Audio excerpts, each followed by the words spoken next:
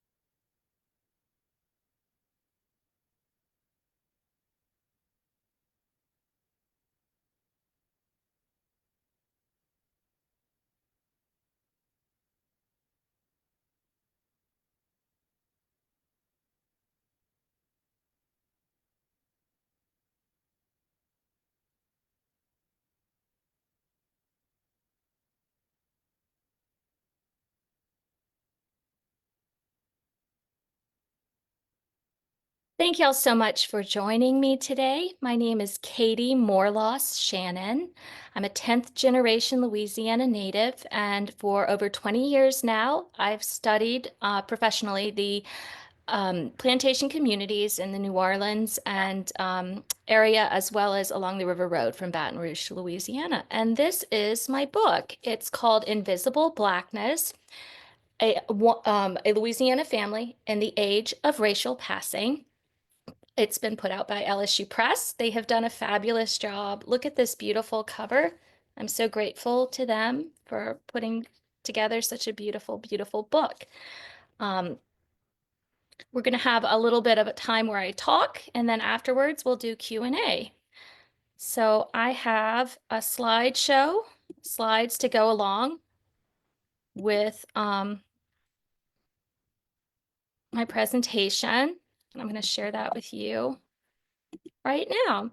So, like I said, my book is called Invisible Blackness, a Louisiana Family in the Age of Racial Passing. So, the quote, great age of racial passing, historians have identified as spanning the years from 1880 to 1925, though, as you'll hear in my talk, it certainly could precede that and then go extend later as well. The rate of passing of people choosing to over the color line and identify as white corresponded with the severity of oppression and discrimination toward Blacks throughout the South. It's estimated that 110,000 people passed or chose to cross over the color line. Um, but I think that it may have even been more. And Louisiana is a place where it likely was far greater. It greatly exceeded that estimate, I believe. And some of what I have to say today will shed some light on why that is. We will likely never know the full extent. This story first came to me, first came to my attention and was really placed upon my heart to tell it when I realized that it has roots in all South Louisiana families, really, and families throughout the entire South. This is a story of two women named Marguerite and Alice, but it and while it's telling a specific story of specific people, it sheds light on a universal truth for people throughout our country. Now, this is my great grandmother, Bertha Dewey, whom I knew very well. She lived a long life, and I was blessed to know her very well. Now, Bertha Dewey grew up in a small community in the river parishes. And what I discovered as I was doing my research for my own professional career and for my job at historic sites was that in my own personal history, there were douets of color and there were white douets. I descend from the white branch, but I have cousins who are now identify as Black. And here we see Dr. Blaise Douay and Gaston Douay, who were Creoles of color in the river parishes. My granny, her great grandfather, had a relationship with a an enslaved woman, and this woman was the father was fathered by her white master and an enslaved woman of mixed race. My granny's great grandfather, his name was Jacques Douay. He had his white family, and then a few houses over, he had his Black family. And these are some of the Douays from his line. And at one point in their small community, there were two Gaston Douays, my granny's father, and then this gentleman, and one was considered Black and one was considered white, even though they shared common ancestors, a common language, a common heritage, the same religious faith. They lived in the same place, but one was classified as white under Louisiana law and one was classified as Black. And I needed to know more about that. I needed to share that story and delve into that. So part of taking place here is the fact that Creole Louisiana was under a tripartite system of race. It had a racial caste system, just like the rest of the South, with white being considered superior to Black, and proximity to whiteness always being of importance. But here in Louisiana, instead of a binary system, white and Black, because of our different cultural heritage, we were a French and Spanish colonial holding. We were not of the British colonial holdings. We have a different history and a different culture. So we share more in common with Latin countries, with islands and areas surrounding the Caribbean. Here in Louisiana, we had a large population of free people of color, and that really shaped the narrative and the history. There were many factors at play. We also had a different legal system. So in the rest of the country, it was common law, British common law. But here in Louisiana, we had the civil law from the French and Spanish. We had a different religion, French. We had a different religious faith, Catholicism, and we had different emancipation laws. So what happened was people here had a very different um, philosophy surrounding race and what it meant to be white and what it meant to be Black. And it was very nuanced. And there were all different things in between. And there was also a lot of acknowledgement of family members over across the color line up until the Americanization of Louisiana. After the Civil War, when Louisiana became Americanized, when the official language became English, and when our legal code started to change. And there were many reasons why, but with the racial hardening of this kind of binary racial system after the Civil War, Louisiana began to change. So my work centers around a woman named Alice Thomasson Grice. Alice was the daughter of an enslaved woman of mixed race and a steamboat captain, and she lived as a free woman. Her father took her and her siblings and her mother up to Ohio for a time to live as free, but his work called him back to New Orleans and the Mississippi River, and so the family returned here just before the Civil War. Alice entered into a relationship with Charles Grice. Charles Grice was a white steamboat clerk on the Natchez, which is pictured here. Alice had children with him, and when interracial marriage became legal in Louisiana in 1868, she married Charles legally. And then by about 1880, Alice and her husband and her children, Alice and her children all began to identify as white. They had chosen to cross the color line. Alice died very young, leaving many children behind, and her husband died soon after her. So the big question was what would become of her children who were trying to navigate this world with increasing racial hostility and restrictions, discrimination, Jim Crow laws, and things of that nature in a very conflicted time. So the Grice children, Alice's children, were taken in by a neighbor and a trusted friend who had had a life very similar to Alice's and who was uniquely able to understand the challenges facing the Grice children. Her name was Marguerite Trey Grosinger. Marguerite was born on what is now known as Laura Plantation in St. James Parish. She was the daughter of an enslaved woman of mixed race and the plantation overseer. During the course of her time at Laura Plantation, Marguerite was subject to sexual abuse and rape by her white owner. She endured horrible exploitation while enslaved there as a young girl. And then as a teenager, she escaped the plantation during the Civil War. A colonel from the Union Army came to St. James Parish after the fall of New Orleans to patrol the area, rid it of Confederate fighters, and to begin to address the labor issues on the plantations. And they were seen by the enslaved population as a liberating force. So these Union Army soldiers come through. Marguerite begins a relationship with one. His name was Colonel Nathan Daniels. He brought her out to New Orleans and even spoke of sending her up north to be educated, but then had second thoughts and abandoned her on Rampart Street in New Orleans.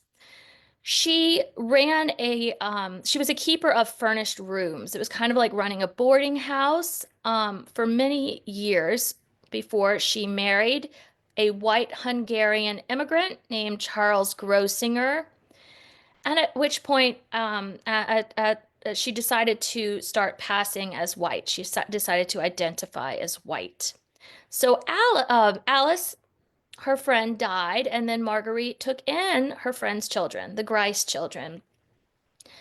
And Marguerite made sure to marry just as restrictions were being imposed upon interracial marriage.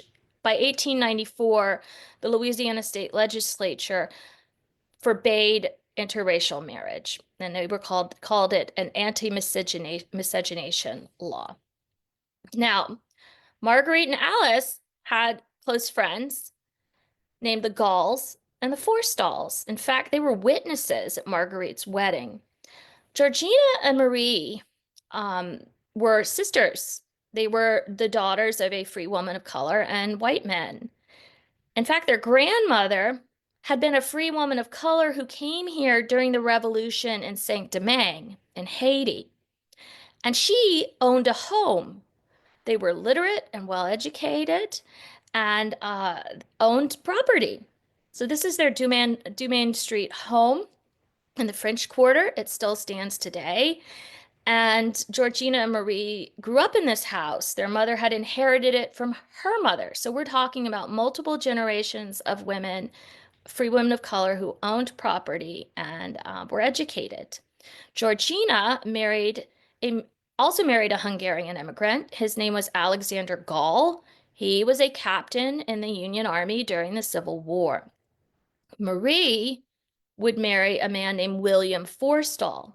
William Forstall was a member of an elite Creole family. The Forstalls were very well known in New Orleans, and all chose to identify as white. Now, I should mention here, when I say Creole, I don't mean a racial categorization. The word Creole goes back to that kind of tripartite racial identity, where Creole means that they share a cultural heritage. They spoke French, they were Catholic, They came from a background that involved the civil code of law. So it was about culture and heritage, and it crossed the color line. So the Forestalls were Creole, and they were a white family, owned plantations. But Georgina and Marie, their family, free people of color, they were Creole too. And enslaved people could be Creole. Creole really just meant born in the colony. So if you descended from people who were here prior to the Louisiana Purchase, then you were considered Creole. So Georgina and Marie, like Alice and Marguerite, have children, and these children all identify as white, and they cross the color line all around the same time. This was the 1890s when things were getting incredibly challenging here in Louisiana for people of color. Interracial marriage was made illegal in 1894. Jim Crow laws were being passed. The state constitution was rewritten and virtually disenfranchised most of the Black men who had had voting rights. Lynchings were on the rise. There was great hostility and violence. The economy was bad. It was very difficult to get a job if you were Black, and educational opportunities were also beginning to be limited for Black people. So this was a very tough time, and these were some of the factors as to why the Grice children and the Forstall children and their families and friends chose to cross the color line. Now, in 1908, the Louisiana state legislature decided that it wasn't enough to have an anti-miscegenation law saying that white and Black people, or people of color, could not marry each other. They had to pass a concubinage law that stated that they could not even cohabit. Black and white people could not cohabit, they could not live together. So here we have Edward von Boileau and his wife. They were married in 1902 by a judge in Gretna, which was illegal because Mrs. von Boileau, she was considered colored, as they would call it back then, under Louisiana law. Her mother had been a woman of mixed race, and her father was a white man. They married when it was legal to do so between 1868 and 1894. But by the time Azilda, their daughter, wanted to marry Edward von Boileau, it was no longer legal to do so in Louisiana. So in 1909, the district attorney in New Orleans declared this marriage null and void because Azilda was considered a woman of color, a Creole of color. The district attorney charged von Boileau and Azilda, his wife, with breaking the concubinage law and sentenced them to jail. Overcome with fear that he was going to be forcibly separated from his wife and children, and feeling humiliated and disgraced by the ample amount of newspaper coverage of all of this and the upcoming trial, Mr. von Boileau killed himself. And this was very, this was headline news. This was all over. And he was 49 years old at the time. He left behind two little children, a daughter age 5 and a son age 3, and of course, a wife he loved. The day after his body was found, the New Orleans district attorney delivered a statement to the Daily Picayune newspaper. He said, quote, "The concubinage law is a good law. It should be strictly enforced. The only objection I have to it is that it does not go far enough." End quote. Oh, wait, not quite there yet. So it wasn't enough that von Boileau and his wife had suffered tremendously. The DA had to, add that he felt that it should be more, they should be more persecuted. People who fell in love across the color line should be persecuted and ostracized and punished via the law. Now, around the same time, a man named Octave Treadway and his wife, Josephine, were brought to court because of the concubinage law. Josephine was considered an octoroon. She had 1/8 African ancestry. And their attorney succeeded in defending them by arguing that Josephine was not a, quote, Negro, but an octoroon with only a small amount of African ancestry. So here in Louisiana, up until that time, there was a difference between being a Negro and being colored. It goes back to kind of that fluid idea of race and this nuanced approach. And so the judge in the state Supreme Court sided with their attorney. And he said that, quote, the state must show the amount of Negro blood in the veins of the accused. And it had to say that because in the letter of the law, it prohibited concubinage between a person of the white race and a person of the Negro race. And Josephine was not considered Negro. She was considered colored by people in Louisiana. So the Louisiana Supreme Court sided with the Treadways. That same DA in New Orleans, who had so much to say about the Von Buelos, he announced that he was going to go to the state legislature. He would ask the state legislature to amend the concubinage law so that the statute would clearly say what is a Negro, he says, by fixing the degree of Ethiopian blood that constitutes a Negro, is what the DA St. Clair Adams said. So as predicted, the state legislature altered the concubinage law so that it included the words colored or black race. Now, Alma Forstall. Enter Alma Forstall. Her parents were her father was William Forstall, and her grandmother was Marie Forstall, whom we talked about earlier. Alma was the result of a union between William Forstall and a woman considered white. But William didn't think of himself as being of mixed ancestry. He had begun to identify as white, like the Grices, and he went to get married in Orleans Parish and was denied a marriage license. And so he and his bride-to-be drove across state lines to Mississippi and were given a marriage license and married there. And upon their return, the recorder of vital records in New Orleans threatened them and their family, threatened to expose them. His name was P. Henry Lanos. Lanos was the recorder of vital records for New Orleans. He'd been in the office since 1876. And he was the one who had denied a marriage record to William Forstall. The DA and Lanos exposed Forstall, threatened legal action against him, made sure his name was plastered all over the newspapers at a time when it was incredibly dangerous to be passing in Louisiana and throughout the South. Marie Forstall, his mother, said that she would sue the city, but the birth records, the birth certificates were all conclusive. They said colored, and so she did not have a case.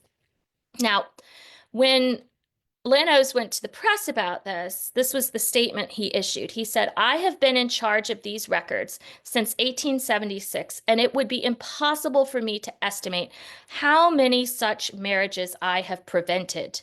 The Board of Health Records are the safeguards of the white race against mongrellism. This question of preserving the purity of the white race is not an easy one, as many of our people seem to think. Individuals of Negro blood are continually trying to get by, and only the greatest watchfulness on the part of this office prevents their doing so. I have, during the past 37 years, collected genealogies of the families which have Negro blood in New Orleans, and I now only wait for the leisure to publish this record in book form. Lanos oversaw 500,000 birth certificates, 375,000 death records, and 160,000 marriage records. His tenure lasted from 1876 to 1940. His persecution of people of color did not end upon his death. Instead, a successor emerged. Her name was Naomi Drake. She continued Lanos's policy of refusing to issue birth, marriage, and death certificates to people she suspected of having mixed racial ancestry. She maintained a list of several hundred, quote, allegedly suspicious names, likely the same list that was kept by Lanos. These would become flagged names. And when a record was pulled and discovered to contain a name on the list, it was set aside and would not be issued until Drake herself had personally cleared such applications. This led to a backlog, and it began to create a serious issue for residents of Orleans Parish who needed to enroll their children in public school or obtain life insurance upon the death of a family member or settle their father or mother's successions. Attorneys were hindered in their work. Yet Drake continued to obstruct their efforts. So the Board of Health began to be bombarded with complaints. And due to all of these complaints, numerous angry attorneys and government officials in the backlog of records, the Board of Health dismissed Naomi Drake in 1965. This still didn't end race flagging. Race flagging continued in New Orleans until 1978. They were still adhering to a 1970 law that had been enacted by the state legislature that decreed that anyone who was more than 1/32nd, that's a fraction, 1/32nd of African descent was considered Black, essentially a one-drop rule. This one-drop rule was not repealed, did not go away until 1983 under Governor Dave Treen. In 1983, I was 1 year old. I may be older and getting older, but I'm not old yet. So that tells you a lot about Louisiana history. Now, this impacted so many families. I would venture to say most families, if you went back far enough, could find instances of this or branches of their family that have been impacted by this. And then when you consider that people from Louisiana through the Great Migration moved to California, moved to Chicago, in fact, moved all over the country, this becomes a far greater story than just Louisiana. It's a national story. It's our country's story. And until we realize that we are all interconnected, in fact, often all family, we're never going to truly understand our history or be able to move ahead in our future. So thank you so much. Let's see. And we can now have Q&A if anyone has any questions. The link to purchase the book is in the comment section, and there's a promo code that is also available to give you a discount on the book. Thank you so much. We're going to start with our first question here. So you mentioned your own family sort of being an inspiration for you to begin to explore this project. How do you feel that doing this research, sort of how did your own family connections change the way that you approach the research? And then how did the research change the way maybe that you felt about your family? How did those two things sort of interact and intersect with each other? Well, I think like most white middle class girls growing up when I did, I came from a place of not a great deal, not me personally, but from a background, family that had not always been understanding of the need for diversity and had been quite intolerant of people of different racial backgrounds. And I was raised Catholic, and I am still Catholic, and if my faith is a very big part of my life because I'm a Creole from Louisiana here. And I noticed that what we were talking about in church on Sunday, loving our neighbor, and that we were all brothers and sisters in Christ, wasn't really what was being acted out the rest of the week. And so, from an early age, that the disparities in how people were treated based on race really bothered me. And then I wanted to do my part to kind of begin a dialogue and a narrative because of that, because of some of the things that I saw in my own family that troubled me. And as I dug further into my own genealogy, I encountered these stories of other people, and it's been wonderful to meet people with whom I share common ancestry, who are Black and who call me cousin and who I consider to be just wonderful, wonderful genealogists, wonderful friends. And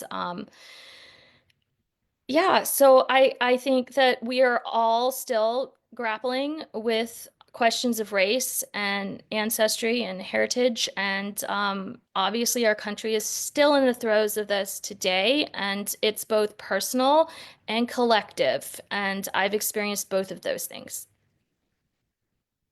Thank you. Our next question is from Quinn in the comments. Question is, as a Louisiana scholar, could you expand on what your thoughts are about free women of color owning their own properties or even sometimes enslaved people throughout colonial Louisiana? As challenging as it was, I find it fascinating how some of these women made it so far. Oh, there were truly inspirational women here in Louisiana, both white, Black, and everywhere in between, because in Louisiana, under the Napoleonic Code and then the civil law, women were allowed to own property. They could own property even separate from their husbands. And that really made a difference in their autonomy and their ability to support themselves and just a lot of different aspects of their lives. And it was actually quite aggressive in that way. Now, unfortunately, many of these women that we're talking about who owned property, which included real estate, also enslaved people. That's both women of color and white women. And that is because, in this capitalistic society, in this plantation society, in this society governed by chattel slavery, owning human beings was seen as a part of being successful in life. It was seen as being possessing of wealth. It wasn't seen in necessarily a humanitarian way, and people of color did not look across the aisle at people who were enslaved necessarily and say, "Oh, we are the same color, so have the same interest at heart." Unfortunately, that wasn't as prevalent as we might wish or want it to have been. So on the one hand, you have strong women like Georgina Gall and Marie Forstall, whose ancestors were free women of color and had really quite good lives prior to the Civil War and with education, with material wealth, with property. But yes, they also enslaved people. Um, and that led to some conflicts involving phenotype, involving lighter skin, involving conflicts between formerly enslaved people and free people of color after the Civil War. Thank you so much. Our next question is, in our modern age of people taking DNA tests and discovering maybe that their race isn't what they thought it was, or that their ancestors come from different places than they expected, how can some of the messages in this book sort of tie in with what folks may be experiencing as they're learning new things about their own heritage? Well, I think it can offer kind of an explanation or some guidance to the past because You would be surprised how many people are walking around who have no idea that if traced far back enough, they're going to encounter an enslaved person in their family tree. So I think that a lot of times the question comes to how how did how did this happen, and what were the intricate dynamics of race during this time period. And I use quite a bit of Isabel Wilkerson's ideas from Caste as kind of an inspiration, a jumping off point, but also a lot of the more archaic ideas about race that we are not so familiar with today that were prevalent in newspapers and legal documents and cultural things to try to give a framework as to how this all developed and how Louisiana was unique, but then also wound up following with the rest of the South in terms of this hardening of racial identity and this binary system where suddenly it was white and black and everything needed to be separated. Thank you. Our next question is, what are you working on next? What are your future projects? Can you tell us anything about those? I have, I'm always working on something, sometimes multiple somethings. So one of my projects is about Union soldiers in the New Orleans and area and the river parishes who these were men who were enslaved, who ran away from the plantations where they were enslaved and enlisted in the Union Army during the Civil War. And Louisiana actually had more men of color involved in and serving in the Union Army during the Civil War than any other state in the Union. And I think that that's worthy of a really in-depth conversation. And I'm also working on putting together some of the research that I've done on identifying people, unknown sitters in paintings. Um, two of whom were formerly enslaved or who were enslaved, and kind of weaving together things about memory and material culture. Thank you so much. That is our last question, so we can go ahead and say thank you and goodbye to the audience. Thank you so much for being here with us, and thank you for caring about Marguerite and Alice's stories. From the bottom of my heart, I really appreciate it.